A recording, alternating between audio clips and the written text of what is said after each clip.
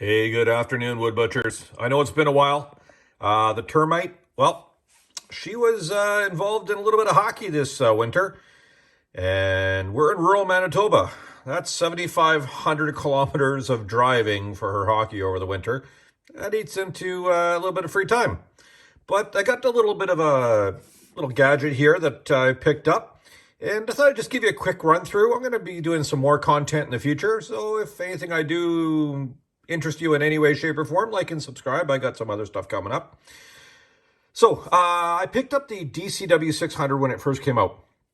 Basically, that's DeWalt's compact little trim router. I'll call it a trim router. I think it's a little bit more powerful and useful than that. But I just like this little guy. You slap in a 5 volt, 5 amp hour, sorry, not 5 volt, 5 amp hour battery, and you go to town. This one permanently has my, I think it's a 1/4 inch radius roundover bit, or maybe it's 1/8, I don't know. It's got a 1/4 inch shank. It does a lot of stuff really good. I'm really enjoying it. I happen to be browsing away on Amazon during all enough the Christmas holidays. Pick up this little guy. It is the plunge base for these things. So this one is a DNP612, and I thought, well, that looks really cool. And then I saw that they actually make the DNP616. What is that, you ask? Well, that is the dust collector part for this thing. And I thought, oh, why not? My big routers have dust collection built in. Well, let's see how this works.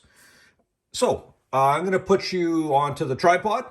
I'm going to go through this and go through some features of it. I might even fire it up and do a little bit of routing.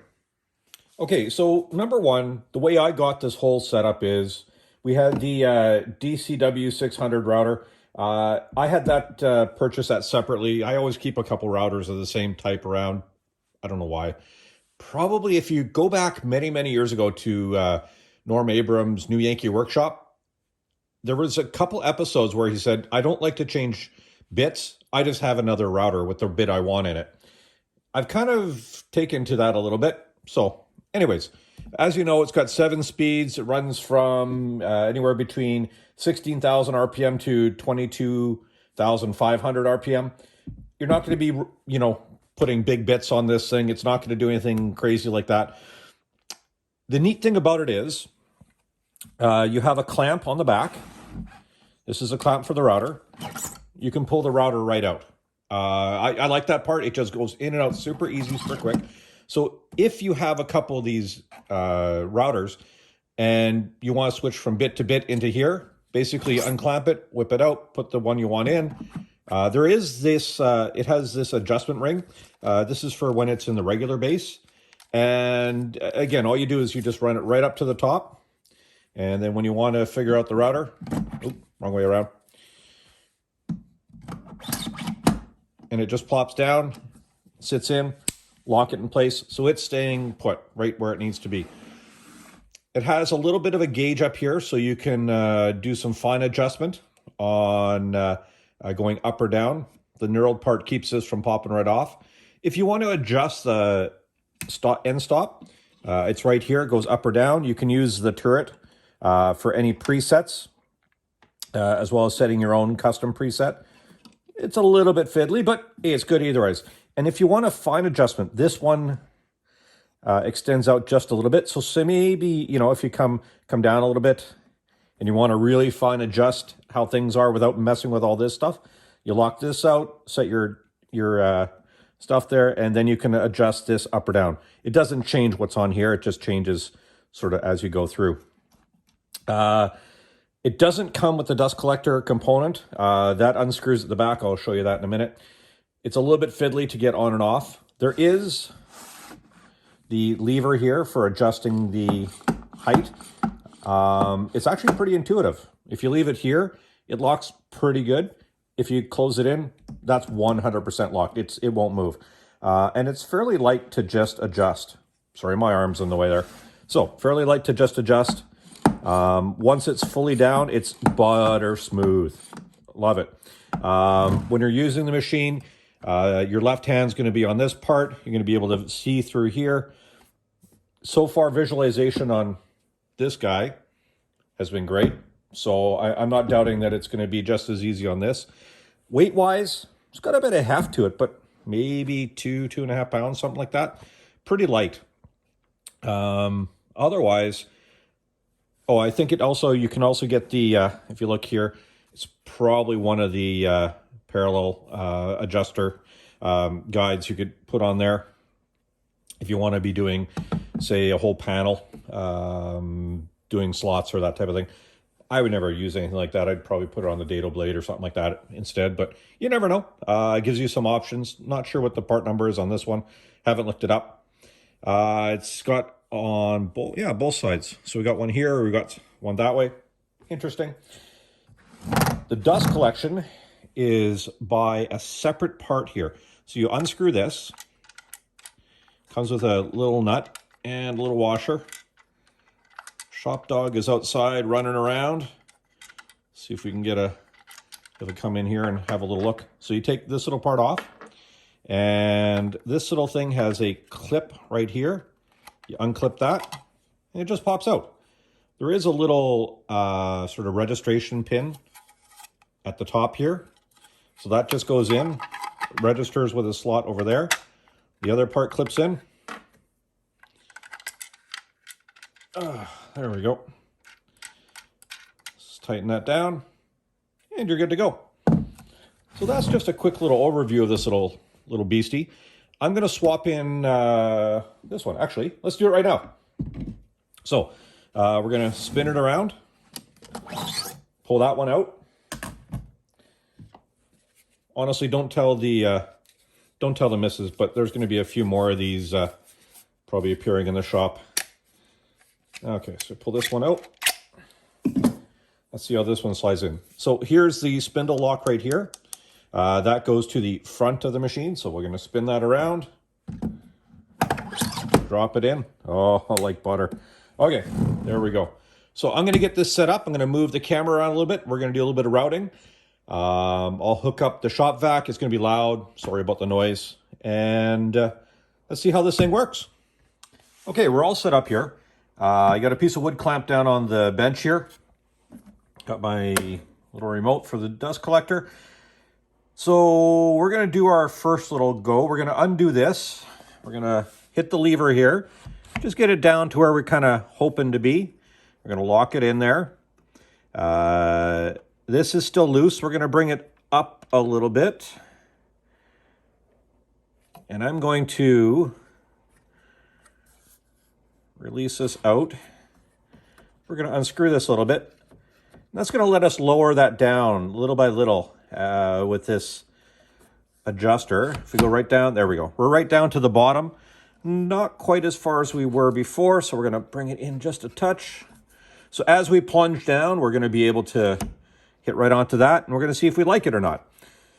So that's locked in. Everything else is good. All right, let's turn the vacuum on. It's going to get loud, it's all right.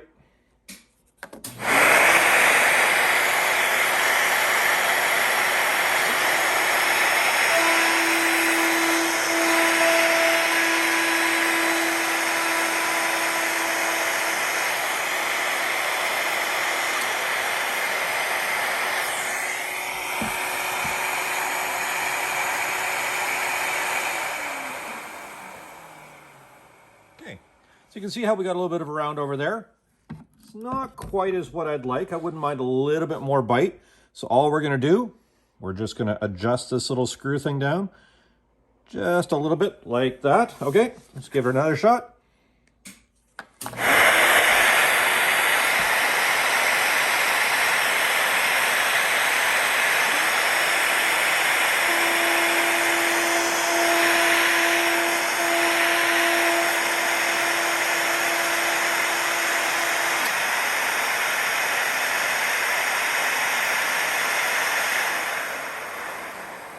Okay, that's a little better.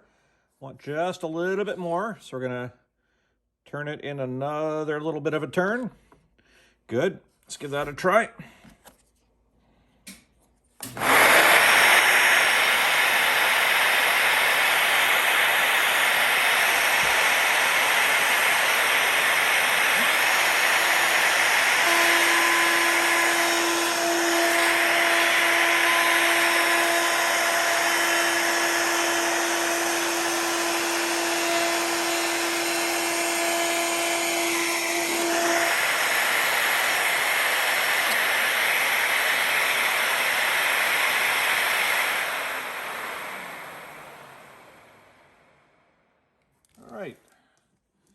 So we're just going to release that off.